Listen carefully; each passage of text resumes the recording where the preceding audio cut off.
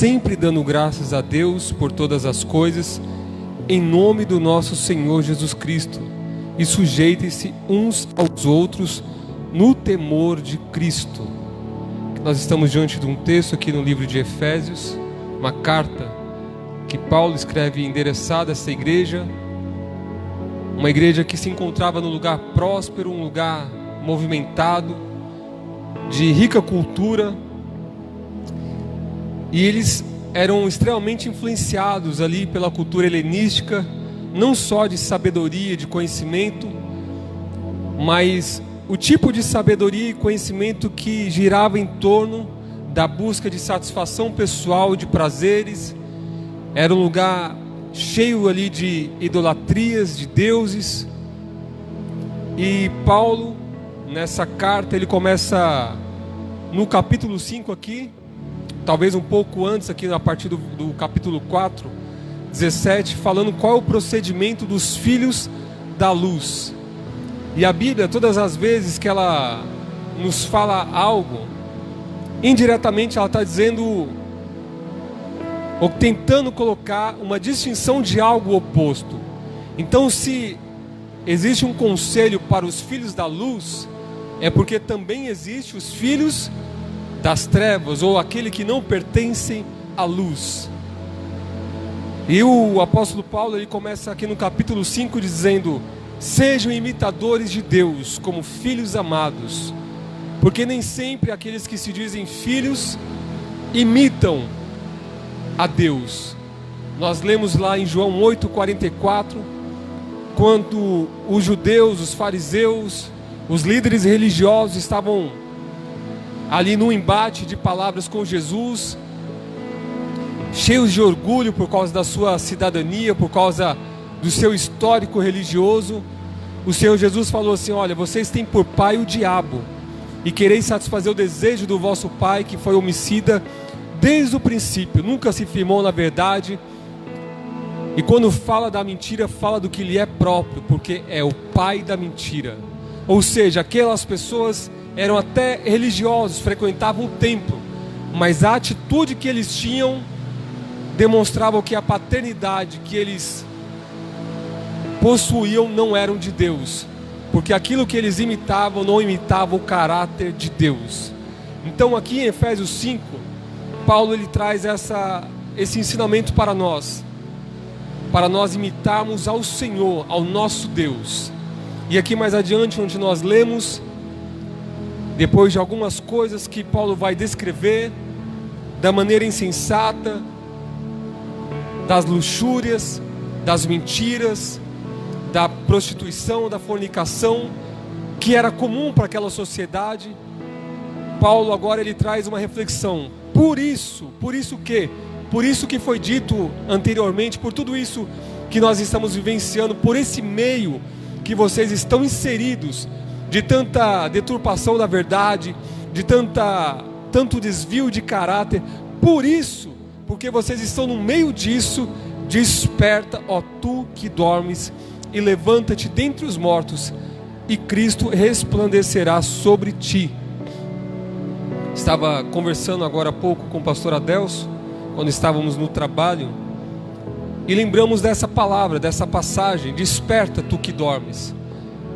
E nós falamos como que o tempo que nós estamos vivendo é um tempo que foi profetizado pelo Senhor, pela palavra do Senhor. O próprio apóstolo Paulo, em outra passagem, ele diz que haveriam tempos trabalhosos, onde haveria homens amantes de si mesmo. E esse tempo do fim, ele seria marcado por tantas coisas, inclusive pela apostasia. Existem várias profecias falando sobre os últimos dias, sobre os últimos tempos. Os próprios profetas do Antigo Testamento já falavam que haveria uma multiplicação enorme da ciência, do conhecimento, e nós vemos essa mudança acelerando cada dia mais. O Dr. Augusto Cury, ele diz que hoje uma criança de 8 anos, 7 anos, ele tem mais informação na sua mente do que um general romano na época medieval. Um homem que liderava um exército comparado hoje com uma criança de 8 anos, tem menos informação. É óbvio que vale ressaltar a diferença de informação, conhecimento e de sabedoria. Mas o fato é que a ciência tem se multiplicado a cada dia. E alguns anos atrás, a cada 20 anos, 50 anos, o conhecimento se multiplicava. Hoje, ou alguns anos atrás, ele passou a se multiplicar de ano em ano. E agora, já nem sei como é que está isso, mas a cada momento são descobertas coisas novas. Mas o que isso tem a ver? Só estou dizendo que a Bíblia já falava que o tempo do fim seria marcado pelo aumento do conhecimento. Uma outra coisa que marcaria os últimos dias seria o aumento da maldade. O Senhor Jesus, no seu sermão escatológico, como é conhecido em Mateus 24, ele falou: olha, haverá guerras, rumores de guerras, fomes, violência, pai contra filho, filho contra pai. E é interessante que ele falou o seguinte: olha, haverão pessoas que perseguiriam os cristãos, matariam e julgariam que estavam fazendo um serviço a Deus.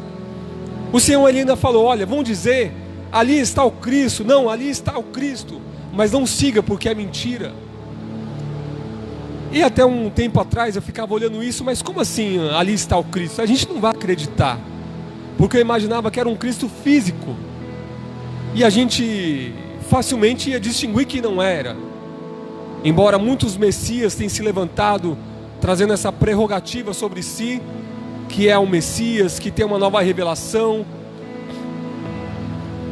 Mas eu acreditava, quando era mais jovem, que isso não seria o suficiente para enganar a igreja do Senhor, o povo escolhido.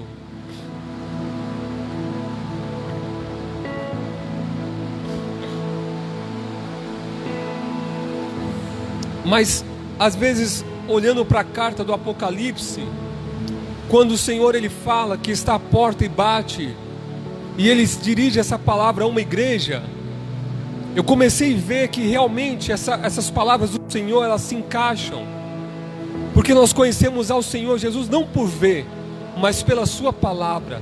E por esse aumento da iniquidade, por o amor se esfriar, também estava ali profetizada que ocorreria esse aumento da iniquidade, o amor se esfriando.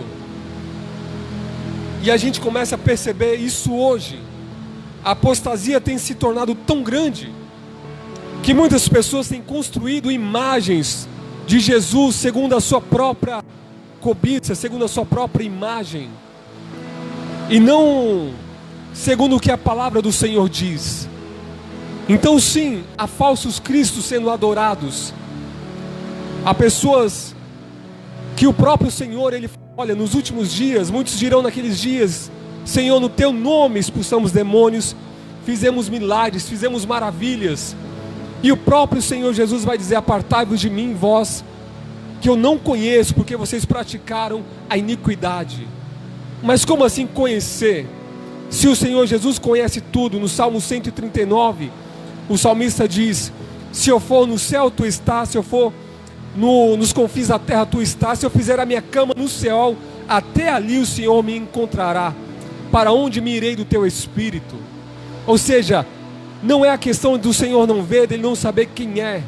A Bíblia, quando fala de conhecimento, ela também está falando sobre relacionamento. O Senhor Jesus, ele estava dizendo: apartai-vos de mim, vocês que fazem coisas até no meu nome, mas eu não te conheço. Quantas pessoas golpistas que às vezes ligam para alguém se passando em nome de um outro. Eles até dão características: olha, fulano de tal me mandou ligar, mas aquela pessoa, não conheço esse que está ligando. Ou seja, até usa o nome certo, até falam de algumas características das pessoas, mas não tem conhecimento. Se alguém chegasse aqui para mim um dia e falasse: olha, o pastor Adelson me mandou vir até aqui, e dependendo do que a pessoa me dissesse, conhecendo o pastor Adelson, eu ia saber que era mentira, porque dependendo do que a pessoa dissesse, eu ia saber pela índole, pelo caráter do pastor, que aquela pessoa não foi enviada. ainda que ele pudesse trazer todas as características. Olha, ele é assim, assim, assim, e ele me pediu para vir aqui. Então não basta as pessoas falarem em nome de Cristo, eles precisam conhecer a Cristo. E num tempo difícil que nós vivemos, as pessoas às vezes olham e dizem, mas guerra sempre existiu, apostasia sempre existiu. E o Senhor Jesus Cristo, Ele explicou isso em uma analogia ou em uma ilustração. Ele falou, isso será como as dores de parto de uma mulher grávida. E o que isso acontece? A mulher, ela começa a ter contrações, mas quanto mais perto se encontra do nascimento da criança, essas dores se tornam mais intensas e com menos tempo de duração. Pare e observe hoje a maldade, a violência, as catástrofes naturais.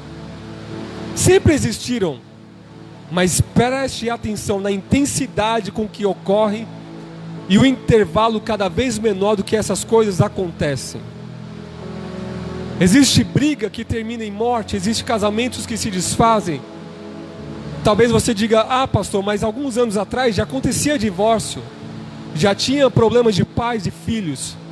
Mas aí eu te faço a pergunta, a intensidade não parece maior para você? Os intervalos de notícias ruins não parecem cada vez mais curto? Aliás, olhe para você mesmo hoje. Olhe para dentro do seu coração. Você sente uma pressão forte todos os dias, que às vezes te impulsiona para fazer coisas erradas, para não ter o desejo de buscar ao Senhor? Você sente que a luta contra o orgulho parece que é mais acirrada dentro de você? Pare e pense por um momento. Nós estamos vivendo num tempo difícil, um tempo trabalhoso. E por isso que essa palavra é real também para os nossos dias. Por isso é que foi dito, desperta, ó tu que dormes, e levanta-te dentre os mortos, e Cristo resplandecerá sobre ti. Uma das coisas que é mais perigosa para nós é o sono, é o cansaço, é a fadiga. E o sono, ele é tão terrível que às vezes ele faz você se desligar em momentos que você precisaria ter atenção. Quantos acidentes são causados por pessoas que adormeceram no volante de um carro? Por isso muitas vezes é melhor encostar o carro e dormir um pouco do que tentar dirigindo quando o sono se abateu sobre você e você está perdendo o controle. Eu lembro que na mudança para Sorocaba, eu tinha passado a noite trabalhando, dormi pouquíssimas horas da madrugada, acordei cedo e vim dirigindo. E num certo momento eu vim com um amigo nosso lá de São Paulo. Ele olhou e falou, Israel, você está com sono, não está? Eu falei, tô, eu já pesquei no volante. Ele falou, deixa eu levar daqui para frente. Eu falei, deixa. Aí eu encostei o carro e passei a direção. Porque o sono é traiçoeiro, ele te engana. Parece que você vai conseguir, mas quando você menos pensa, você pisca. E quando você está numa direção de um carro, e a nossa vida é mais ou menos assim, a gente vive num tempo, a palavra do Senhor vai falar que os dias são maus. Uma outra marca dos últimos tempos, o Senhor falou que os tempos seriam abreviados, seriam encurtados. Você olha no relógio, as 12 horas estão aqui, elas não mudaram, o nosso relógio não tem 11 horas hoje. Mas você percebe que o tempo passa cada vez mais rápido? Você consegue observar que parece que você não consegue descansar? Você tem tantas coisas para fazer, quando termina o dia você não conseguiu fazer todas elas e está extremamente cansado. O tempo parece que está acelerado. O nosso relógio biológico parece que anda a 1000 por hora. Então nós estamos nessa estrada, andando a uma grande velocidade, mas muitos de nós estamos brincando com o sono, com o adormecimento espiritual. E aí a palavra do Senhor vem para mim e para você hoje: desperta, tu que dormes, porque não é tempo para dormir, não é tempo para cochilar. Aliás, o sono, ele é extremamente perigoso, ele nos rouba a percepção. Hoje cheguei no serviço, o Adelcinho perguntou: e aí, foi muita chuva ontem? Eu falei: cara, não vi. Ontem eu não estava muito bem de saúde, tomei um remédio e dormi. Eu só vi a Camila pegando alguns baldes e colocando na casa. E eu acredito que nem sei se choveu, porque eu vi pela manhã os baldes vazios. E aí hoje, eu conversando com ela, ela falou: meu, choveu muito, mas você apagou. Quer dizer, eu nem vi o que aconteceu dentro da minha própria casa. Óbvio que eu estou falando de um dia qualquer, uma noite de sono, que todos nós precisamos ter. Mas isso traz também uma reflexão para as nossas vidas. Como nós estamos conduzindo a nossa vida? Será que nós estamos atentos? Eu trouxe duas ilustrações, a da direção de um carro e de uma casa. E eu quero trazer essa reflexão rapidamente para você e para mim. A direção do nosso carro, não é importante apenas você prestar atenção nos veículos que estão à frente. Você precisa estar atento aos que vêm atrás e também às placas de sinalização. Por quê? Porque quando você olha numa estrada, você não consegue ver muito além de alguns metros, de alguns quilômetros da frente. E as placas nos sinalizam, inclusive, a hora de diminuir a velocidade, porque lá na frente tem uma curva íngreme, acentuada, que você não sabe. Então, eu gosto de dirigir com o GPS. O GPS, ele me faz enxergar um pouco além do que os meus olhos podem ver, assim como as placas de sinalização me dizem qual a velocidade permitida naquela estrada. E quando você está com sono, você não presta atenção aos sinais. E trazendo para as nossas vidas, pessoas não têm visto os sinais que Deus tem colocado nas placas à sua frente, e continua dirigindo desapercebido, que numa distração pode ocorrer um acidente fatal. Quantas pessoas perderam a sua vida porque não atentaram para um sinal biológico do sono? E trazendo para a nossa vida espiritual não é diferente. O Senhor tem sinalizado para mim e para você, através de mensagens, através de sonhos. Lá no livro de Jó fala que Deus fala de muitas formas e de muitas maneiras. Fala através de sonhos e às vezes até de temores, que nos imprime no coração a necessidade de prestar atenção aos sinais de Deus. E talvez você, meu querido ouvinte, meu irmão, minha irmã, está tão adormecido que não está prestando atenção aos sinais que o Senhor está dando para mim e para você. Cuidado, acorde. Esse caminho que você está pegando vai te trazer um grande prejuízo lá na frente. Não continue brincando com o sono. Trazendo agora outra reflexão. Eu falei que ontem eu não percebi o que aconteceu na minha casa num dia de chuva qualquer. Mas isso traz uma reflexão para as nossas vidas. Tem pessoas adormecidas dentro de casa que não conseguem perceber o que está acontecendo ao seu redor. Não conseguem perceber o que um filho está passando, o que uma filha está passando, o momento do seu cônjuge.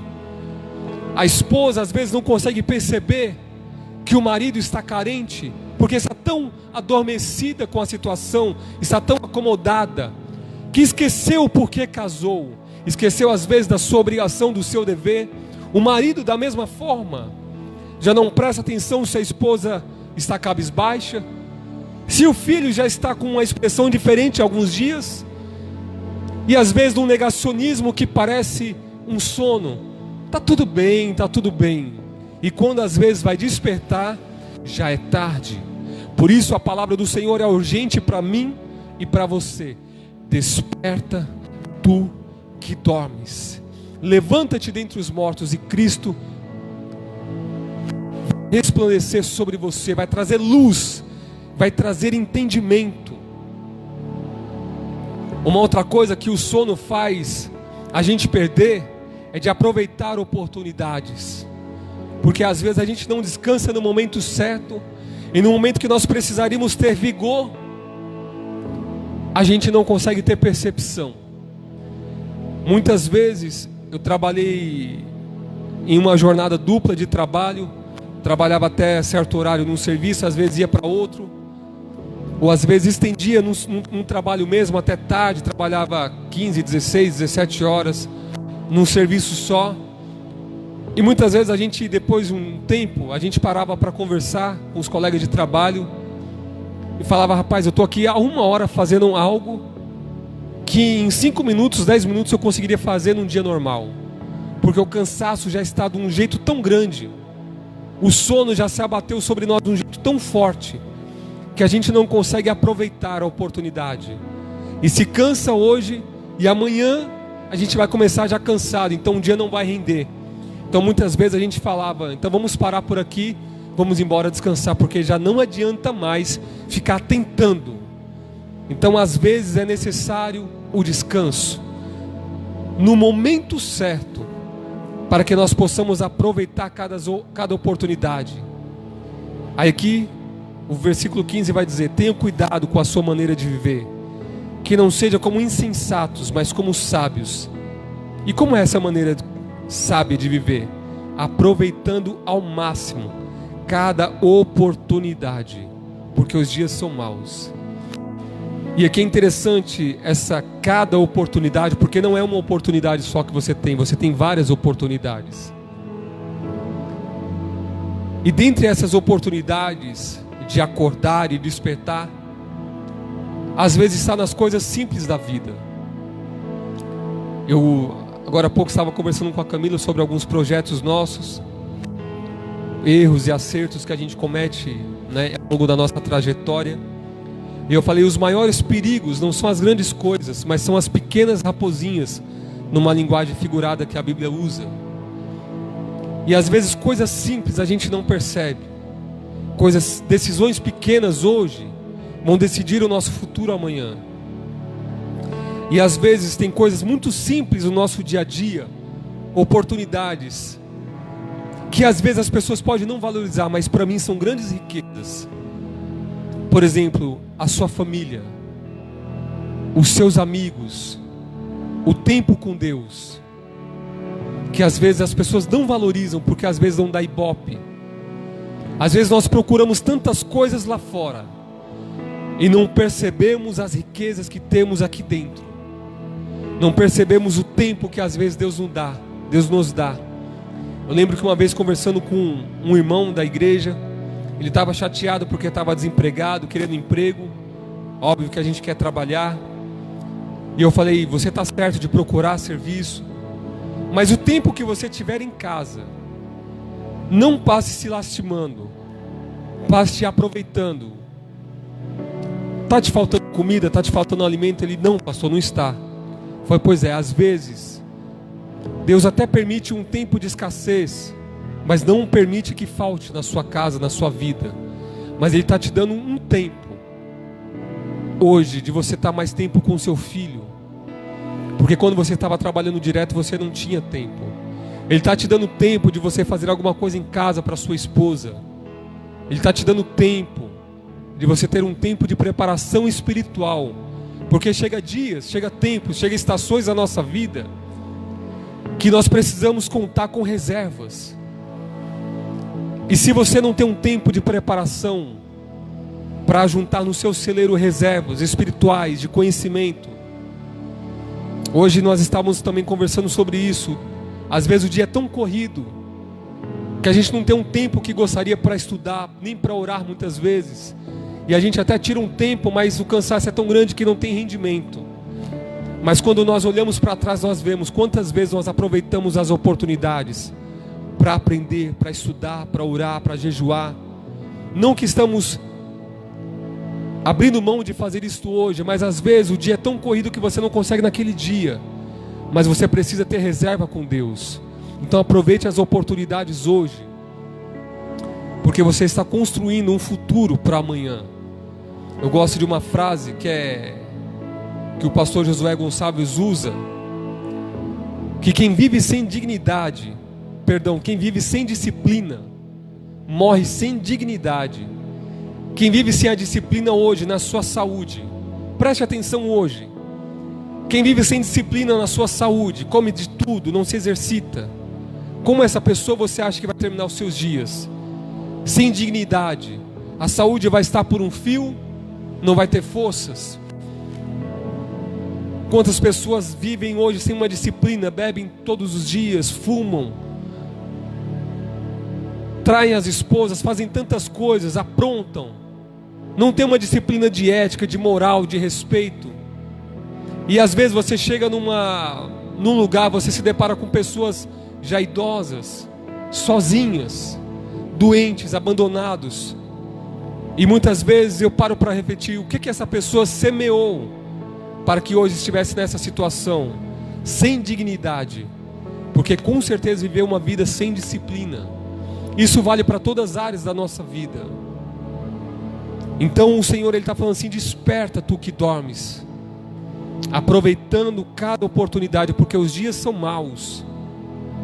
Portanto, não sejam insensatos, mas procurem compreender qual é a vontade do Senhor. E não se embriaguem com vinho, que leva à libertinagem, mas sejam cheios do Espírito Santo. Aqui, um detalhe para a gente finalizar. A Bíblia vai falar, muitas vezes, usando o vinho como uma linguagem sobre alegria. O vinho tinha essa representação, o mosto da uva trazia alegria, que ele vai comparar com dois tipos de alegria. Porque na antiguidade, principalmente para os gregos, o vinho ele representava a alegria. Mas o Espírito Santo tem fruto, produz um fruto em nós chamado alegria. Então aqui ele vai falar: não busque a alegria do mundo, lá fora, mas busque essa alegria no Espírito Santo. Em João 2, o primeiro milagre de Jesus registrado nos evangelhos, o milagre de Caná da Galileia, o Senhor transforma água em vinho. No final, o mestre Sala, ele experimenta o vinho e fala: nossa, geralmente as pessoas colocam o melhor vinho no início, e depois que as pessoas já beberam bastante, colocam o pior. Mas nessa festa foi ao contrário, porque primeiro se colocou o pior vinho, e agora estou bebendo um vinho muito melhor. E a Bíblia vai falar: e o mestre Sala não sabia que aquilo era água que tinha se transformado em vinho. Aquela água era uma água suja, era água que estava nas talhas de pedra que aí os judeus usavam para sua purificação, se lavavam para entrar na